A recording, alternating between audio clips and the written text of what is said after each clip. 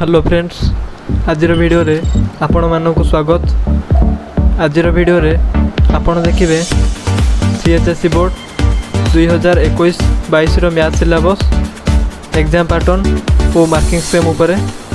तो चलतु वीडियोटी को स्टार्ट करिबा। एटा होची आपनकर मैथ रो नुवा सिलेबस जोटा 2021-22 में रहिबो। एथिरे फर्स्ट यूनिट होची रिलेशन एंड फंक्शंस। आउ एथरे तीनटा चैप्टर अच्छी। फर्स्ट चैप्टर होची relation and function, second chapter होची इनवर्स ट्रिगोनोमेट्री फंक्शन, और थर्ड चैप्टर होची एथरे लिनियर प्रोग्रामिंग। यही तीनटा चैप्टर रू मिसिकी आपनकर 20 मार्क्स रो क्वेश्चन आसीबो। यही चैप्टर गुड़ाकर तले जो जतिकी देइची टॉपिक गुड़ाक यही टॉपिक रू ही आसीबो आपनकर एग्जाम रे क्वेश्चन। एबे जेबा हमर सेकेंड यूनिट ऊपर को जोटा रहइबो अलजेब्रा ऊपर।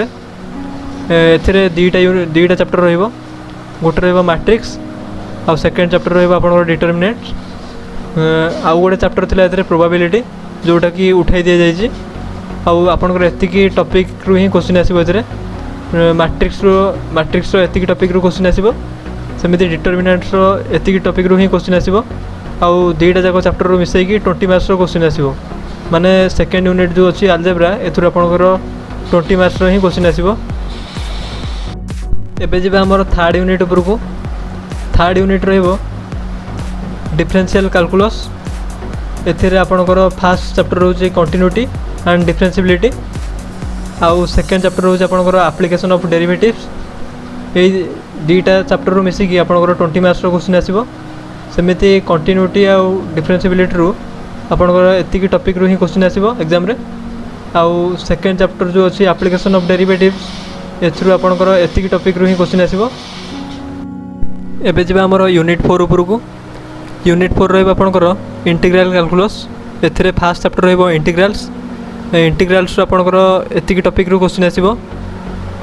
इंटीग्रल रो आपनकर एतिकी टॉपिक रू क्वेश्चन आसीबो। सेमिति एथिरे सेकेंड चैप्टर होची application of integrals. Application of integrals रू आपनकर एतिकी टॉपिक रू ही क्वेश्चन आसीबो।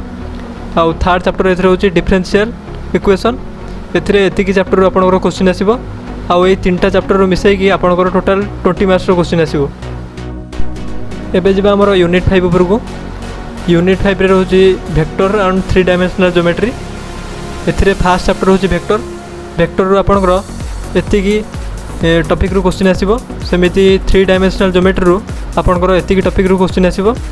आउ ए दुईटा जाक चैप्टर मिसै कि आपनकर 20 मार्क्स रो क्वेश्चन आसीबो। एथिरे आपण देखि पारुथिबे जे सब यूनिट रू आपनकर 20 मार्क्स रो क्वेश्चन आसुची। टोटल हमर एथरे 5टा यूनिट अछि मैथ रे, जो थ्रू कि आपनकर 100 मार्क्स रो क्वेश्चन आसीबो। एही अनुसार ही आपनकर मार्क आसीबो जो एनुअल सीएचएससी एग्जाम होबो 2022 रे। सेथरे एही अनुसार ही मार्क आसीबो। सिलेबस और यूनिट वाइज मार्क डिस्ट्रीब्यूशन विषय तो जानि गले। एबे चलतु जानिबा जे एग्जाम पैटर्न कोन रहिबो सीएचएससी बोर्ड एग्जाम 2022 पई। एबे जिबा हमर एग्जाम पैटर्न ऊपर को। एथिरे मल्टीपल चॉइस वाला क्वेश्चन 50 मार्क्स आछी। क्वेश्चन नंबर 1 रो आछी आपनकर 25 मार्क्स रो क्वेश्चन। क्वेश्चन नंबर 2 रो आछी आपनकर 25 मार्क्स रो क्वेश्चन। आ सब क्वेश्चन एठी आपनकर 1 मार्क्स रो रहइबो। सेमिति एठी क्वेश्चन नंबर 3 रो आपनकर 30 मार्क्स रो क्वेश्चन आछुची, जोठी कि 3 मार्क्स वाला आपनको 10टी क्वेश्चन पचारथिबो। एथुर आछी आपनकर 30 मार्क्स रो क्वेश्चन। एठी जो 10टी क्वेश्चन देइछि आपनकर टोटल मैथ रे 5टी यूनिट रहउची। तो 5टी यूनिट रू सब यूनिट रू 2टा लाख क्वेश्चन आसीबो एथिरे। एबे जेबा हमर क्वेश्चन नंबर 4 को। एठी आपनको लॉन्ग आंसर टाइप क्वेश्चन पचारछि। 5 मार्क्स वाला 4टी क्वेश्चन माने 20 मार्क्स रो क्वेश्चन आछी आपनकर लॉन्ग टाइप। टोटल आपनकर 100 मार्क्स रो क्वेश्चन आछी, जो थ्रू कि 50 मार्क्स होची एमसीक्यू रो। आपण चाहिले यार स्क्रीनशॉट मध्ये नै परिबे। आ एही अनुसार ही क्वेश्चन आसीबो आपनकर एनुअल सीएचएससी बोर्ड एग्जाम 2022 रे। बस एतिक रहइबा आजर वीडियो पई। जदि एथरे आपनकर किछि डाउट अछि तळे कमेंट करि परिबे। वीडियोटी को पूरा देखिथिबारु धन्यवाद।